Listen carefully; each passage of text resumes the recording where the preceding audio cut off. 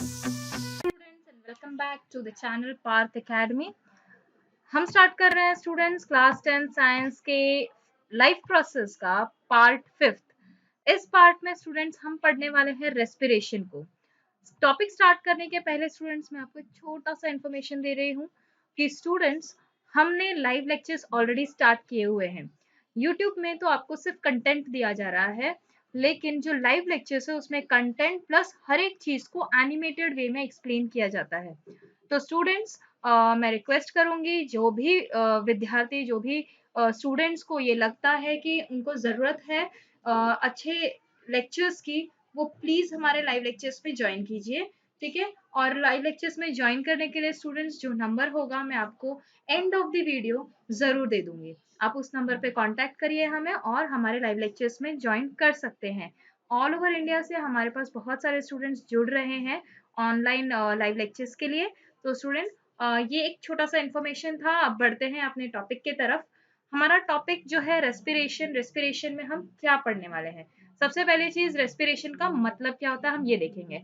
सी, respiration का मतलब होता है जब हम फूड खाते हैं, ठीक है, हमने जो फूड खाया हुआ है वो डाइजेस्ट हुआ, ये जो प्रोसेस है डाइजेशन, इसे हम कहते हैं। ये कैसे होता है? ये होता है जैसे स्टार्च एक बड़ा मॉलिक्यूल है which is a complex molecule, उसको ब्रेक करने पे वो सिंपल मॉलिक्यूल बनाएगा डाइजेशन में, है ना। यानी कि जब फूड डाइजेस्ट होगा मतलब सिंपल मॉलिक्यूल फॉर्म होगा, और ये सिंपल मॉलिक्यूल में से जो एनर्जी डिराइव की जाएगी वो होगा रेस्पिरेशन के थ्रू। यानी कि जब एनर्जी डिराइव की जाती है सिंपल फूड मॉलिक्यूल से, उस प्रोसेस को हम कहते हैं रेस्पिरेशन। ये याद रखिएगा student, the process of releasing energy from food is called respiration.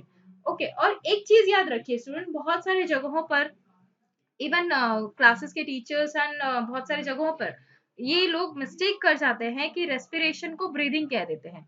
Breathing यानी इनटेक ऑफ ऑक्सीजन और air and release of carbon dioxide, ये एक छोटा सा प्रोसेस है, एक छोटा सा स्टेप है रेस्पिरेशन का, जिसमें हम ऑक्सीजन को किसी तरह से हमारे बॉडी के अंदर डालते हैं, और यही ऑक्सीजन क्या करता है, फूड को ब्रेक करके एनर्जी रिलीज करने में हेल्प करता है।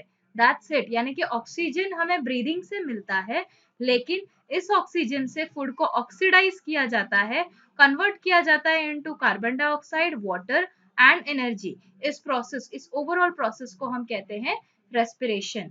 The process of respiration involves taking in oxygen into the cell, using it for releasing energy by burning food, and then eliminating waste products, that is carbon dioxide and water from the body.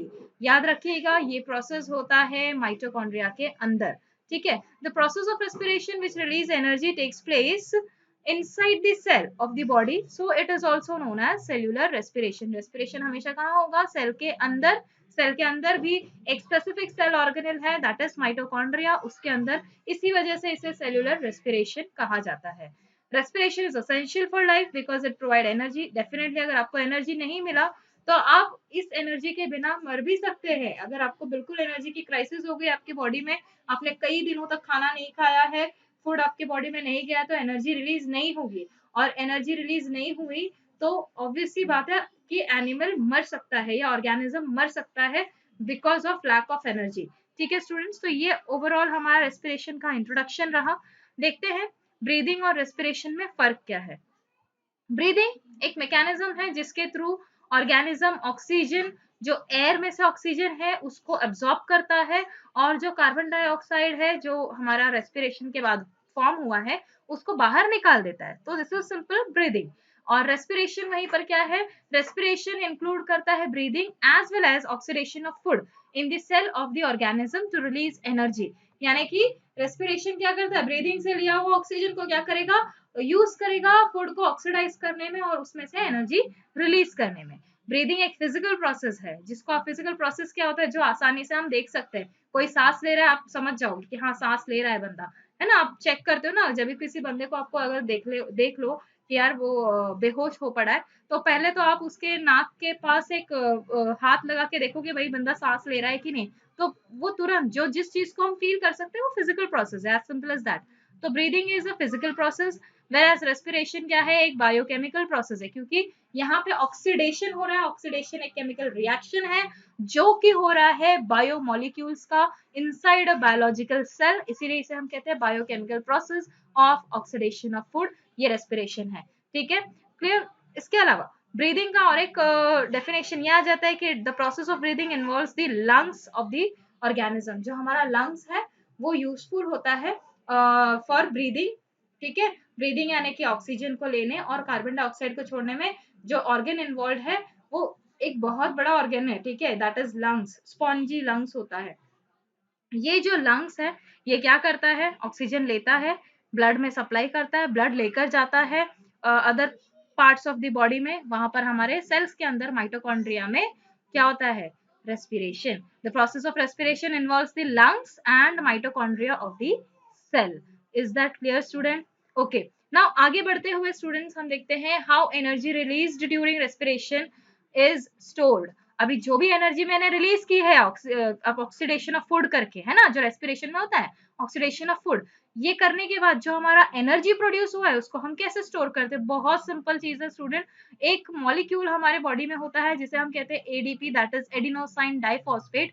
इसमें ये जो एक phosphate है इसको add किया जाता है including energy. ये दोनों चीजें ऐड होती है एडीपी में और ये कन्वर्ट होता है ATP, which is a very high energy molecule, क्योंकि इसको फॉर्म करने के लिए यहाँ पे कुछ एनर्जी हमने क्या किया है, एड ऑन किया है। तो यहाँ पे क्या हुआ, एक लो एनर्जी मॉलिक्यूल को हमने हाई एनर्जी मॉलिक्यूल में कन्वर्ट किया है। This is nothing but the way our energy produced during respiration is stored. So the energy produced during respiration is stored in the form of ATP molecules in the cell of the body and used by the organism as and when required. ठीक है students, now आगे बढ़ते हैं। Thus, energy is stored in the form of ATP. When the cell needs energy, then ATP can be broken down using water to release energy. जब भी मुझे energy की जरूरत पड़ेगी, मेरे बॉडी में से जो भी एटीपी मॉलिक्यूल्स होंगे उसको ब्रेक किया जाएगा और वहां से एनर्जी रिलीज होगी, ठीक है, जो कि हमारे सेल्स यूज करेंगे। सी, एक एग्जांपल दे देते हैं हम इसमें एनर्जी रिलीज के लिए। जब हम मस्कुलर वेट वगैरह, मस्कुलर एक्सरसाइज करते हैं, वेट लिफ्टिंग वगैरह करते हैं या कार्डियो करते हैं, ट्रेडमिल पे भागते हैं, तो हमारी बॉडी बहुत ज्यादा परस्पायर करती है, पसीना निकलता है एंड ऑल एक्सेट्रा, बहुत कुछ होता है। और साथ ही हमारे बॉडी में क्योंकि ऑक्सीजन की अगर कमी हो जाए, ठीक है, तो क्रैम्प्स आने शुरू हो जाते हैं। क्यों होता है ये स्टूडेंट? क्योंकि शायद उस पर्टिकुलर ऑर्गन में मुझे ऑक्सीजन की जरूरत थी, क्योंकि वहां पर मुझे फूड मॉलिक्यूल ब्रेक करके एनर्जी चाहिए था, ठीक है। जब फूड मॉलिक्यूल ब्रेक हुआ उस जगह पर स्टूडेंट, तो वहां पर से एटीपी रिलीज हुआ है, ठीक है, एटीपी में से एनर्जी रिलीज हुआ है और जो फूड हमने खाया होगा वो फूड जो है एटीपी बनाने के प्रोसेस में लैक्टिक एसिड भी बना जाता है या कोई और सब्सटेंस बना जाता है जिसे फैट्स बना जाता है, तो जिसकी वजह से हमारे बॉडी में कट्स आ जाते हैं, जिसके बारे में हम आगे पढ़ेंगे, ठीक है। तो यानी कहने का मतलब ये है स्टूडेंट की एटीपी जो है ये हमारी बॉडी के लिए बहुत रिक्वायर्ड है। हम कोई भी वर्क करें, कोई भी चीज, इवन स्लीपिंग के लिए भी हमें एनर्जी चाहिए, सोने के लिए भी हमें एनर्जी चाहिए, एनर्जी की रिक्वायरमेंट बहुत ज्यादा होती है। Now the energy equivalent to 30.5 kJ, that is kilojoule per mole is released in this process। यानी एक एटीपी से जब एनर्जी रिलीज की जाती है तो वो लगभग 30.5 किलोजूल पर मोल होती है। It is ample of energy. Now ATP is known as energy currency of cell, because ये एनर्जी करेंसी यानी कि एटीपी ब्रेक होगा तो मुझे एनर्जी मिलेगा, है ना। हम कुछ स्पेंड करते हैं तो हमको कुछ खरीदने मिलता है, जैसे हमने 10 रुपए स्पेंड किए तो शायद हमने कुछ अपने लिए खरीदा, जैसे कि बिस्किट या समथिंग, ठीक है। वैसे ही एटीपी जब हम ब्रेक करेंगे तो हमें एनर्जी मिलेगा, यानी इसे हम कह रहे हैं energy currency. Now, types of respiration. Students, depending upon the availability of oxygen, there are two types of respiration, that is aerobic respiration and anaerobic respiration. Aerobic respiration में क्या होता है कि ऑक्सीजन हमारे पास बहुत ज्यादा प्रेजेंट है, हम ऑक्सीजन को आराम से यूज कर सकते हैं, जैसे हम ह्यूमन बींग्स हम आसानी से ऑक्सीजन यूज कर सकते हैं। But there are micro organism जो एनोरोबिक रेस्पिरेशन करते हैं, यानी कि जब उनके पास ऑक्सीजन अवेलेबल नहीं है तो वो क्या करेंगे, तो वो कुछ नहीं, सिंपल एक केमिकल प्रोसेस करेंगे जिसमें ऑक्सीजन की जरूरत नहीं होती। फॉर एग्जाम्पल ईस्ट जो हम यूज करते हैं बेकिंग के लिए, बहुत जगहों पे यूज होता है, इवन अल्कोहल प्रोडक्शन के लिए भी यूज होता है। बेसिकली अल्कोहल प्रोडक्शन के लिए ही ईस्ट का यूज होता है। तो हम क्या करते हैं, कोई भी फूड सब्सटेंस, जैसे फॉर एग्जांपल अगर मुझे ग्रेप्स से अल्कोहल बनाना है, वाइन बनाना है, तो मैं क्या करती हूँ कि ग्रेप्स में ईस्ट डाल देती हूँ। तो ईस्ट क्या करेगा, ईस्ट कुछ नहीं करेगा, ईस्ट उस पर्टिकुलर फूड को ब्रेक करेगा, वो भी विदाउट ऑक्सीजन, और उसको कन्वर्ट करेगा into alcohol and carbon dioxide, और अपनी एनर्जी वो बनाकर ले लेगा। सिंपल, ठीक है, फूड में से उसको एनर्जी भी तो चाहिए, उसने ले लिया एनर्जी, तो अल्कोहल प्रोडक्शन हुआ। इस प्रोसेस को हम बोलते हैं फर्मेंटेशन, एंड दूसरा नाम है एनारोबिक रेस्पिरेशन। ठीक है, ये पूरा जो अल्कोहल फॉर्मेशन होता है इसे ही हम फर्मेंटेशन भी कहते हैं, और इसे ही हम एनारोबिक रेस्पिरेशन भी कहते हैं। Fermentation is a type of anaerobic respiration है, उसमें और भी चीजें बनती है, लैक्टिक एसिड एक्सेट्रा भी बनता है। तो हम फिलहाल फर्मेंटेशन का मैंने आपको एक एग्जाम्पल दिया है इसमें, ठीक है।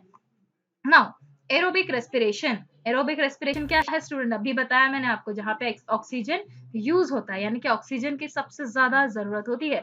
In the aerobic respiration the glucose food is completely broken down into carbon dioxide, water and oxygen, water and energy, not oxygen, so sorry, लेकिन प्रोसेस होगा बाय ऑक्सीडेशन रिएक्शन। तो याद रखिएगा, जो सिंपल प्रोसेस है कि फूड मॉलिक्यूल को complete break down करना है into carbon dioxide, water and energy, उसे हम कहेंगे aerobic respiration. Aerobic respiration produces a considerable amount of energy, that is ATP, which is stored in the form of ATP। तो लगभग देखिए 38 ATP, अरे एक मोल एटीपी से आपको कितना 30.5 किलो जूल पर मोल की एनर्जी मिल रही है। यहाँ पर तो 38 एटीपीज मिले हैं, तो यहाँ 38 एटीपीज फॉर्म होता है इन एरोबिक रेस्पिरेशन। क्लियर है स्टूडेंट, ये बहुत सिंपल प्रोसेस है। ग्लूकोज है जो साइटोप्लाज्म में ही पायरुवेट नाम के एक केमिकल में जो 3 कार्बन कंपाउंड होता है, इसमें ब्रेक किया जाता है। ग्लूकोज एक 6 कार्बन कंपाउंड है, तो इसमें से 2 3 कार्बन कंपाउंड यानी कि पायरुवेट को फॉर्म किया जाता है, 2 molecule of pyruvate. And then इसके बाद एक साइकिल होता है रेस्पिरेशन का, जो आपको हायर स्टैंडर्ड्स में है, जैसे कि आपके 12th स्टैंडर्ड में, 11th स्टैंडर्ड में, डिपेंडिंग, जैसे आप अगर स्टेट बोर्ड में है तो आपको 12th में है, एंड सीबीएसई में आपको 11th में ही है। तो ऑक्सीजन जो है क्रेब्स साइकिल के थ्रू, किसके थ्रू, क्रेब्स साइकिल के थ्रू ऑक्सीजन को यूज किया जाता है पायरुवेट द्वारा इन माइटोकॉन्ड्रिया। अब ये पायरुवेट से एटीपी का जो फॉर्मेशन है, ये प्रोसेस ये होता है माइटोकॉन्ड्रिया में, और ग्लूकोज से पायरुवेट का कन्वर्जन जो है ये साइटोप्लाज्म में होता है, और इस प्रोसेस को हम ग्लाइकोलिसिस कहते हैं, और पायरुवेट से एनर्जी रिलीज के प्रोसेस को हम क्रेब्स साइकिल कहते हैं। क्लियर है स्टूडेंट, इसमें हमें ऑक्सीजन की जरूरत होगी, तो ये होता है aerobic respiration. Moving ahead, anaerobic respiration. Anaerobic respiration क्या है स्टूडेंट, एक रेस्पिरेशन जो बिना ऑक्सीजन के होता है, यानी कि जिसमें ऑक्सीजन की रिक्वायरमेंट ही नहीं है। तो ये कौन करता है, ये माइक्रोस्कोपिक ऑर्गेनिजम्स करते हैं, जैसे कि ईस्ट और कुछ बैक्टीरियाज। ईस्ट का एग्जांपल मैंने आपको ऑलरेडी दिया है, उस प्रोसेस को जिसमें ईस्ट के द्वारा अल्कोहल फॉर्म होता है उसे हम कहते हैं fermentation. I hope I am very much clear.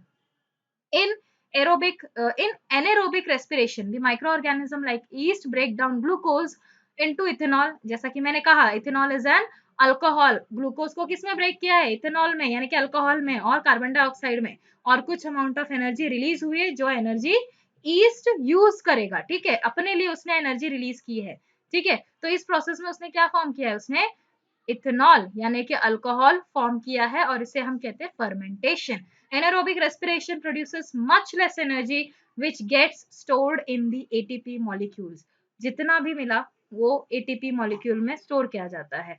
C students, क्योंकि ये माइक्रो ऑर्गेनिजम्स द्वारा किया जाता है, सी माइक्रोस्कोपिक ऑर्गेनिज्म द्वारा ये रेस्पिरेशन किया जाता है, उनको एनर्जी बहुत ज्यादा की जरूरत ही नहीं है, तो इस प्रोसेस में काफी कम एनर्जी में वो खुश हो जाते हैं, उतनी एनर्जी लेते हैं जितनी की उनको जरूरत होती है। क्लियर है स्टूडेंट।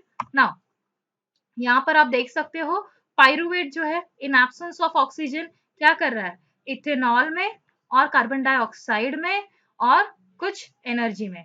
यहाँ पे 38 एटीपी नहीं आएगा, कम एनर्जी मॉलिक्यूल्स होते हैं। बस इतना याद रखिए कि यहाँ पे इथेनॉल, कार्बन डाइऑक्साइड और एटीपी मॉलिक्यूल्स में कन्वर्जन होता है पायरुवेट का इन एब्सेंस ऑफ ऑक्सीजन। याद रहेगा student.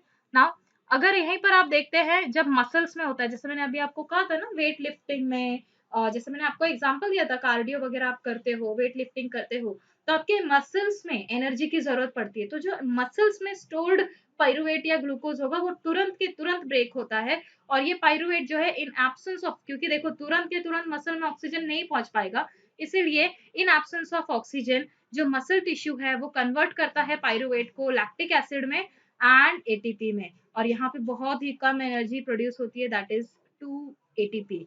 And then lactic acid जो यहाँ पे प्रोड्यूस हुआ है उसके वजह से हमारे बॉडी में कट्स एंड ऑल प्रोड्यूस होता है। क्लियर है स्टूडेंट्स? तो यहाँ पर हमने देखा एनोरोबिक रेस्पिरेशन और एरोबिक रेस्पिरेशन कैसे होता है। नाउ प्लांट्स में अगर आप रेस्पिरेशन देखते हैं तो जैसे एनिमल्स में हुआ वैसे ही प्लांट्स को भी एनर्जी की जरूरत होती है। Now plants get this energy by process of respiration. Definitely respiration ही इस प्रोसेस का नाम है जिसमें एनर्जी निकलती है या रिलीज होती है। तो प्लांट्स ऑल्सो यूज ऑक्सीजन जो कि वो स्टोमेटा के थ्रू लेगा। मैंने आपको पिछले वीडियोस में बताया है स्टोमेटा किसे कहते हैं। तो प्लीज अगर किसी को नहीं पता है, अभी भी आप 10th में हो, तो एक बार मेरे पीछे की वीडियोस को जरूर चेक करिएगा जो मैंने पहले भी डाले हुए हैं इसमें। तो plants also use oxygen of air for respiration and release carbon dioxide. और उस वक्त वो कार्बन डाइऑक्साइड को रिलीज करते हैं। जब रेस्पिरेशन होता है प्लांट में तब प्लांट ऑक्सीजन लेते हैं। याद रखिएगा स्टूडेंट, बहुत लोग बोलेंगे मैम आप क्या बोल रहे हो, क्योंकि प्लांट तो हमसे ऑक्सीजन हमें ऑक्सीजन देते हैं, हमसे कार्बन डाइऑक्साइड लेते हैं। ये स्टूडेंट डेफिनेटली ऐसा होता है, लेकिन प्लांट्स हमसे कार्बन डाइऑक्साइड कब लेते हैं? जब उन्हें फोटोसिंथेसिस करना होता है, यानी जब उन्हें फूड बनाना होता है। लेकिन उन प्लांट्स को भी तो जरूरत है ना एनर्जी की, तो वो एनर्जी कैसे आएगी? रेस्पिरेशन के थ्रू। जब वो रेस्पिरेशन करेंगे तब वो ऑक्सीजन लेंगे, ठीक है, और कार्बन डाइऑक्साइड देंगे। आपने कई बार सुना भी होगा कि रात के वक्त मम्मी पापा बोलते हैं कि पीपल के पेड़ के नीचे नहीं बैठते, क्योंकि उस वक्त बहुत ज्यादा amount of carbon dioxide people का पेड़ रिलीज करता है। इसलिए नहीं कि कोई भूत पिशाच उसके ऊपर होता है, ऐसा कुछ नहीं है। एक्चुअल रीजन होता है कि उस वक्त प्लांट्स रेस्पायर कर रहे होते हैं, रेस्पिरेशन के वजह से कार्बन डाइऑक्साइड रिलीज हो रहा होता है जो हमारी बॉडी के लिए हार्मफुल हो सकता है। इसीलिए हम उस वक्त प्लांट के नीचे नहीं बैठते। Clear student? Now moving ahead, यहाँ पे आपको डिफरेंस दिया हुआ है। रेस्पिरेशन इन प्लांट्स कहाँ पे होता है? ऑल पार्ट्स ऑफ प्लांट्स में। Animals performs respiration in as a single unit, ठीक है। यहाँ पे अलग अलग पार्ट्स में अलग अलग यूज होता है, जबकि एनिमल ने जो भी एनर्जी प्रोड्यूस किया है वो सभी बॉडी के लिए, पूरी की पूरी बॉडी के लिए यूटिलाइज होता है। During respiration in plants there is a little transport of respiratory gases from one part of the plant to the other part, ठीक है। यहाँ पे जो रेस्पिरेटरी गैसेस है एक से दूसरे पार्ट में बहुत कम अमाउंट में जो है ट्रांसफर होते हैं। वहीं पर जो हमारा एनिमल्स में होता है, एनिमल्स में क्या होता है कि एनिमल्स में हमने ऑक्सीजन लिया ही है नाक के थ्रू और पूरी बॉडी में फैला है, तो ट्रांसपोर्ट तो बहुत ज्यादा हो रहा है, लॉन्ग डिस्टेंस तक हो रहा है, ठीक है। और वहीं पे जो भी कार्बन डाइऑक्साइड बॉडी में प्रोड्यूस हो रहा है वो पूरी बॉडी से कलेक्ट होकर हमारे नाक के थ्रू निकल जाता है। यानी कि from knows till every part of the body हमारा ऑक्सीजन जो है ट्रांसपोर्ट किया जाता है और कार्बन डाइऑक्साइड को लेके आया जाता है। तो ट्रांसपोर्ट लॉन्ग डिस्टेंस तक होता है। Respiration in plants occurs at low rate या स्लो रेट, बहुत ही कम होता है, बिकॉज इनको कहीं मूव नहीं करना है, किसी से बातें नहीं करनी है, किसी से कोई और काम नहीं करना, तो इनको एनर्जी इतनी भी ज्यादा रिक्वायर्ड नहीं है, तो इसलिए स्लो रेट में रेस्पिरेशन होता है इनटू प्लांट्स। जबकि एनिमल्स में तो यार बहुत काम है, बहुत काम है। सबसे ज्यादा काम तो बोलने का ही है, बातें ही करने का है, और भाग दौड़ ये वो एक्सेट्रा। तो इन चीजों के चलते रेस्पिरेशन जो एनिमल्स में होता है वो काफी फास्टर रेट में होता है। Now plants gate oxygen by diffusion. अब कहाँ कहाँ से डिफ्यूजन होगा? तो रूट से होगा, लीव से होगा, स्टेम से होगा, सभी पार्ट्स ऑफ प्लांट से ऑक्सीजन जो है डिफ्यूज करेगा इनटू दी प्लांट बॉडी। और फिर जहां पर भी डिफ्यूज हुआ है वहीं पर रेस्पिरेशन हो जाएगा और वहीं से जो है कार्बन डाइऑक्साइड बाहर भी निकल जाएगा। तो अलग से हर पार्ट में ये ऑक्सीजन और कार्बन डाइऑक्साइड फैलेगा नहीं इनटू प्लांट्स, ठीक है। नाउ रेस्पिरेशन इन रूट्स बताया गया है कि जब हम कहते हैं सॉइल में जो है ना कंटिन्यूअसली क्या होता है, ऑक्सीजन का एटमॉस्फेयर से लेना देना चल रहा होता है, ठीक है। एटमॉस्फेयर से ऑक्सीजन सॉइल लेता रहता है, उसके जो सॉइल के बीच में जो थोड़ा थोड़ा स्पेस होता है उसके थ्रू, जिसे हम कहते हैं इंटरस्पेसेस। सॉइल इंटरस्पेसेस में एयर जो है डिफ्यूज होता रहता है, और एयर के थ्रू रूट में भी, रूट हेयर्स में भी जो ये ऑक्सीजन है डायरेक्ट कॉन्टैक्ट में आता है और डिफ्यूज हो जाता है। तो ऑक्सीजन डिफ्यूज करता है into the root for respiration, और वहीं पर वो रेस्पिरेशन कर लेगा। तो carbon dioxide produced by root cells वो भी डायरेक्टली सॉइल में ही डिफ्यूज कर जाएगा और रिलीज हो जाएगा एटमॉस्फेयर में।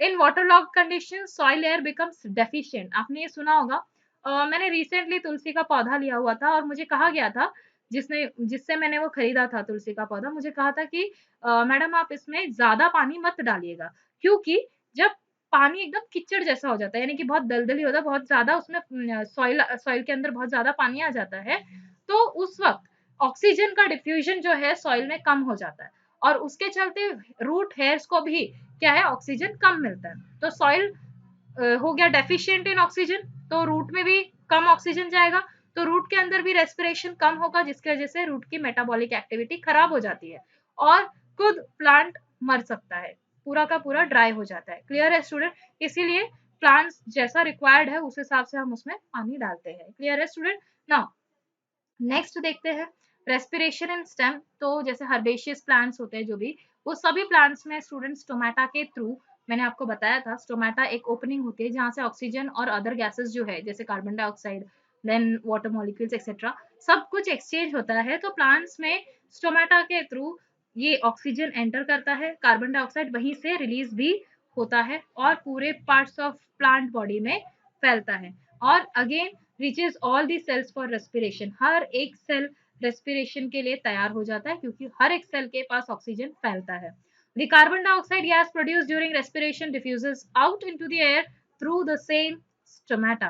क्लियर है? इन वुडी स्टेम्स जब बार्क वगैरह की बात आती है तो लेंटिसेल बिल्कुल स्टोमेटा जैसा ही एक सेल होता है, उसके थ्रू गेशियस एक्सचेंज होता है। कब? जब वुडी स्टेम होता है, जैसे आप बड़े बड़े बड़े ट्रीज होते हैं ना, बड़े बड़े झाड़ जिसको हम कहते हैं ट्रीज, जिसका जो बार्क होता है, जिसका जो तना होता है वो काफी मोटा होता है और काफी ज्यादा ब्राउन होता है, यानी हार्ड हो गया होता है, वहां पर लेंटिसेल्स के थ्रू गेशियस एक्सचेंज होता है। याद रहेगा स्टूडेंट्स?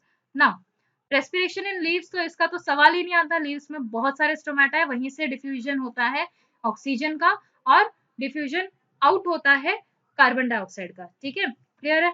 ना net gaseous exchange in the leaves of the plant during daytime when photosynthesis occurs oxygen is produced। यानी कि जब फोटोसिंथेसिस, मैंने आपको बीच में बताया था लेक्चर के कि ऑक्सीजन जब प्रोड्यूस होता है कब होता है? फोटोसिंथेसिस के टाइम, तो वो ऑक्सीजन को बाहर डिफ्यूज किया जाता है, लेकिन जब रेस्पिरेशन होता है तो इसी ऑक्सीजन को अंदर लिया जाता है। ठीक है? Again during day time carbon dioxide produced bye respiration is all used up. जो भी कार्बन डाइऑक्साइड प्रोड्यूस हुआ है रेस्पिरेशन के वक्त वो डे टाइम में पूरा यूज हो जाता है फोटोसिंथेसिस में। तो net gaseous exchange in leaves during daytime is O2 diffuses out, CO2 diffuses in। ये कब? जब फोटोसिंथेसिस हो रहा है। लेकिन वहीं पर जब ये नाइट की बात होती है, at night oxygen diffuses in and CO2 diffuses out. Rather आप ये देखोगे कि ये जो है net gas exchange in night time, इसमें ये प्रोसेस बहुत स्लो है ना, रेस्पिरेशन प्लांट्स में बहुत स्लो हो रहा है, तो ऑक्सीजन बहुत कम यूटिलाइज होता है। ठीक है? लेकिन जब फोटोसिंथेसिस होता है तब ऑक्सीजन बहुत ज्यादा प्लांट्स हमें देते हैं। ठीक है? इसलिए हमारा एनवायरनमेंट फ्रेश होता है, हम उसको फ्रेश एनवायरनमेंट को अच्छी तरह से यूज कर पाते हैं हमारे खुद के लिए, खुद के रेस्पिरेशन के लिए। ठीक है स्टूडेंट्स? नाउ मूविंग अहेड, हमारा ये टॉपिक खत्म होता है जिसमें हमने सिंपल प्लांट्स में और एरोबिक एनारोबिक रेस्पिरेशन के बारे में सब कुछ इन डिटेल पढ़ा है। ये नोट्स बहुत ही इंपॉर्टेंट है, इसको आप चाहो तो स्क्रीनशॉट ले लेना या फिर आप इसको लिख लेना। अच्छी तरह से आप इसको पढ़ोगे तो आपको ये एकदम बाय हार्ट हो जाएगा। और स्टूडेंट्स, हम फेसबुक, इंस्टाग्राम, वो सब जगह पर अवेलेबल है, यहाँ तक कि हमारा प्ले स्टोर पर ऐप भी है। और इस ऐप को अगर आप डाउनलोड करते हो, बैचेस में एनरोल करते हो, तो आप लोगों को बहुत सारे फायदे हो सकते हैं, जैसे टेस्ट सीरीज हो सकता है, रेगुलर असाइनमेंट चेकअप हो सकता है एंड मेनी अदर थिंग्स जो आप यूज कर सकते हो हमारे ऐप के जरिए। तो चलते हैं स्टूडेंट्स, अब टाइम हो चला है। Thank you, bye bye, God bless you all, keep learning, keep growing.